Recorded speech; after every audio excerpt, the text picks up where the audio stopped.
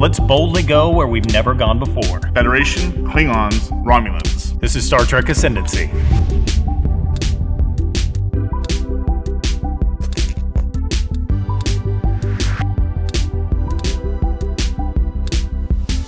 All right, welcome to the Board Game Closet. My name's Jimmy. I'm Rod. And today we're going to review Star Trek Ascendancy. At the end of this video, we're going to do a rating on it. We're going to tell you if you should buy it, play it, or hate it. So stick around for that. And if you haven't subscribed to our channel yet, make sure you do that. We drop fresh content every single Thursday, so check back and see what's coming next. All right, first of all, it's from one of our favorite companies, Gale Force Nine, who made Spartacus, which is, Hall of Fame material. But anyway, back to this game. So with the components themselves, it's really just tons of components, and it's awesome looking when it's just sitting on the table. With each person has one of these. Basically, these are your like a dashboard. Dashboards. I guess is the best way to put it. Where you're going to keep your tokens and everything that you have. You'll raise the chart as you go through with these right here. You've got cards for exploration.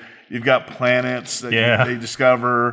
You have whatever speed it takes to go. You have these little warp factors here from 4, 3, 2, and so on.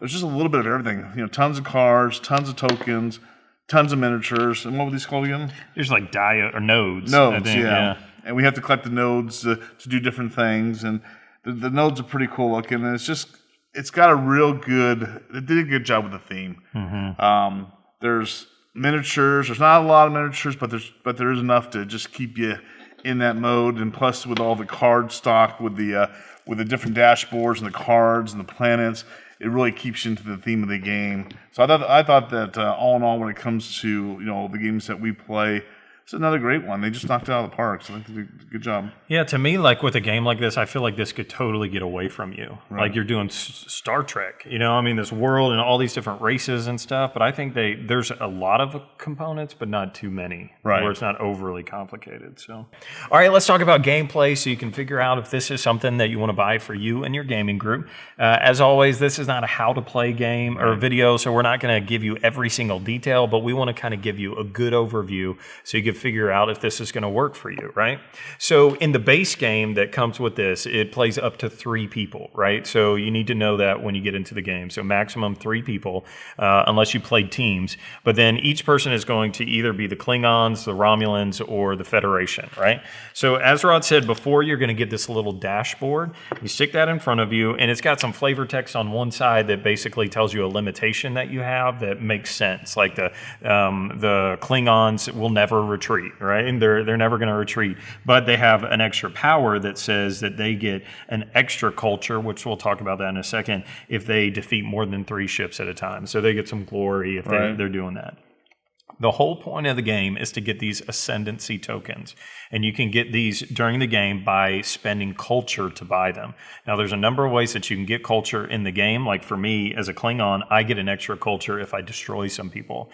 But this game is really almost like an engine building game, really, because you have these planets that are going to be creating resources for you. So you've got red, yellow, and blue, and each one of these stands for a different type of resource that you need to buy or you need to have in the game to do something. So at the beginning of your turn, or at the end of the turn really, you're going to generate resources based on what you have. And then on your turn, there's 2 phases and you get to spend those resources. So you've got the command phase and then the building phase, or the building phase, then the command phase, I'm sorry. And so at the beginning, when you get your resources, so let's say that I get 2 production, I get 2 research, and I get 2 culture, at the beginning of my turn. What can I do with those? So this game does not really bog down in I've got to get all these resources to do something. It's actually pretty easy. Like to build a ship, it just costs 1 production. So there you go. I get a ship, and I can place them in my home planet, or if I have a star base, right? So you can do production. Then the other thing that you can do with production is you could build another production station. So if I've got a little node on a planet that I control, And it says that I can, because there's some limitations, but I can drop a production guy right there. And then there's other stuff that you can do where you can buy research stations, or you can buy culture nodes, all that kind of stuff. And then once you're done building, so you do everything that you want to do with build, and this is important, then you flip your card over and now you're in the command phase. And once you go to command, you can't go back. And so that's really tempting, because all of a sudden you're like, man, why didn't I do this before? So you have to be thinking a little bit ahead, like, where do I want my planes, my ships to stop? Sorry, they're not planes. Where do I want my ships to stop in space? On what planet? Or do I want them to be at warp? You got to kind of think through all that, because you can't flip sides. So you can't stop a ship to build and then go back to warp. So some of that. But anyway, so once you build, then you flip to the command phase, and now you get to do some stuff, right? So you could move your ships around, and it's real easy, right? Like if you want to, once you go to the command phase, you have these command tokens. And so these are all the actions that you can do on a turn. So you start out with 5, I think, and then if you build a star base, you can get another one. But basically you could do, it's just real simple. You say, okay, I'm going to flip this token and I'm going to go to warp, right? And so you put your plane into warp. And then you say... Your starship. They're going to kill me. Your starship. And then if you go to warp, then you roll this little die, right? And this is your space lane die. And so I rolled a 4. So I would reach into the box and I'd grab a 4 space lane. And then I attach it to a planet that I'm on, right? And then that says, okay, I'm going to take this guy to warp and he's going to go 4, right? And then you get to do the coolest part of the game to me is you get to reveal a new planet. So you flip over this new planet and you see what you've discovered. And then, this is really cool too, but you can turn your planet any way that you want, right? So this is a spatial aspect game, because once this is connected to another lane, you can't move this planet ever again. And so that planet's stuck. But until you're done, then you could rotate this thing all the way around, and that's just really cool. And so as you go, you're like, this world is like creepy crawling out and doing all this stuff, and sometimes when you placed a planet somewhere, you hate that you put it there. But anyway, so you can do that. So you can go to warp, you can do that, you can attack, you can invade a planet, you can explore, you can hegemony, whatever that word means, and you can try to take over. And so basically all these things take place through dice. So if I wanted to go to a planet, I'm going to choose how I'm going to attack that planet. Am I going to culturally take over, or am I going to attack it and invade it? And so you roll some dice based off some numbers that are on here. There's also a way to upgrade your weapons and your shields in case you are attacked. And the upgrades basically modify your die rolls. So if I rolled a 4, but I've upgraded my weapons, then I might be able to turn it into a 6. Or vice versa. If somebody hits me with a 6 with my shields, I can knock it down to a 4. And you buy those using research in the build phase.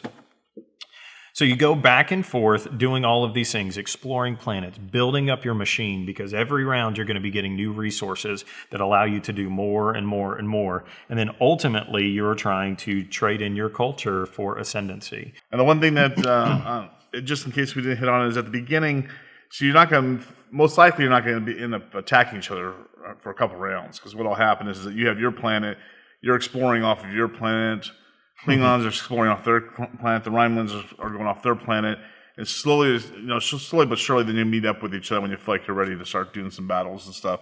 And so it gives you time to develop, with your world, basically. The game's cool because you're building fleets. You can have more than just one ship. You can have a fleet of them. Each fleet can be different types, like for the Enterprise, I was going to say. For the Federation, you have like a diplomatic fleet versus a battle group. Just different things, and each one gives you a benefit over the other. There's these exploration cards that we didn't talk about. So if you reveal a planet that is not a phenomenon, so there's these phenomenons that happen out, and on those, you get a research token if you can beat it. So some of these tokens are dangerous, and so if you land on this token, then you immediately have to roll a die to see if your ship even survives this phenomenon. And so if you do, then you get the research token. But on the other friendly planets, I guess, you're going to reveal it, and it's going to show like 3 different things. So the first thing, it could be a virgin planet where there's nothing and nobody's touched it, and could be the best scenario. Then there's other crisis cards, and you have to resolve what's on the card, the crisis. And then there's another one where it's a developed planet. It could be a pre-warp planet or a post-warp planet. And then there's things that you have to do to take over that planet and control it to get the culture and the things that are on it. Okay, so here we are. It's the end of the video, and we're going to rate this game. Should you buy it, play it, or hate it? Green means go buy this game and add it to your collection. White means maybe you wouldn't buy it, but you definitely play it. And then red means don't buy it and don't play it because you hate it. So let's see. We got our dice here. And reveal. Whoa! All right. It's a white. It's a white and a green. All right, so tell me why you gave it a white. Okay, reasons for white. There's a few. So for one thing, it's a 3-player game. It really feels like it should be a 5, 4, 5, 6-player game. One of the things that they put in here is diplomacy, where you're supposed to build alliances with other people. Well, if I do that with one group, you've already kind of alienated the other person. One guy, yeah. So it's kind of that's kind of a weird part of the game. So I would like to see more. They do have expansions for it, but the idea that already out of the box you have to buy an expansion to eliminate that is kind of rough. Yeah, definitely. Then the other thing is that, well, it was 3 hours that we played. It played fine. I mean, it was all right. I mean, I like the pieces and everything, and I like the kind of the way it played out and everything. I think that was all fine. I guess reality is that it just seems like it might be just a little bit unfinished in the sense that really 3 people is just not enough to play the game. I mean, it's almost like, have you ever played, let's use Risk as an example, because that's an easy one. If you play 2 people Risk, it's kind of useless. 3 people Risk, same thing. Because as soon as one person they form alliances, that's it. This is what happens here. It's definitely, I think that they got a good game here. Just need to go a little farther with it. My favorite thing about this game, right? So I've got like Star Trek fleet captains. I've got, we played some of the Star Trek attack wing and all that kind of stuff. This is the first Star Trek game that I've played that felt like Star Trek to me. Like, I felt like I really was, the Klingons, and I felt like I loved the idea of just shooting out into space, revealing the tile, even though I hated it. When, I flew out one time, I was coming after you. I had my fleet. We were coming to you, and I flew out, and I had a, whatever one of those were, a phenomenon, and it said that I had to roll 3 dice, and if I got a 6 or a 5, I think it was. Right, you destroy ships. And my whole fleet was gone. Even though I did that, it was still, to me, the most accurate. I don't know. I just really felt like I was really doing this thing. I kind of felt like being on the TV series, doing what they did, because it isn't just battles, because it's out there and doing discovery and stuff. I would agree with you with that. And you can choose. Like, I don't have to attack you, so I could just go and build this up.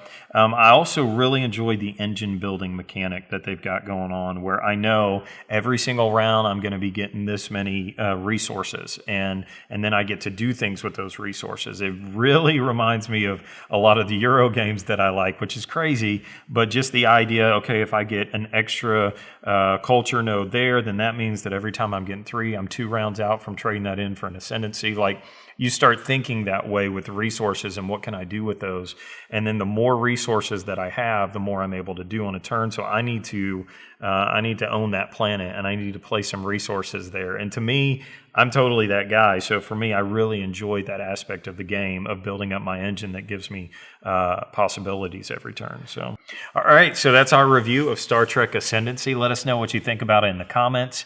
And if you haven't subscribed to our channel, make sure you do that. Hit the thumbs up on this video if you liked it. And as always, support your local hobby shop. woo!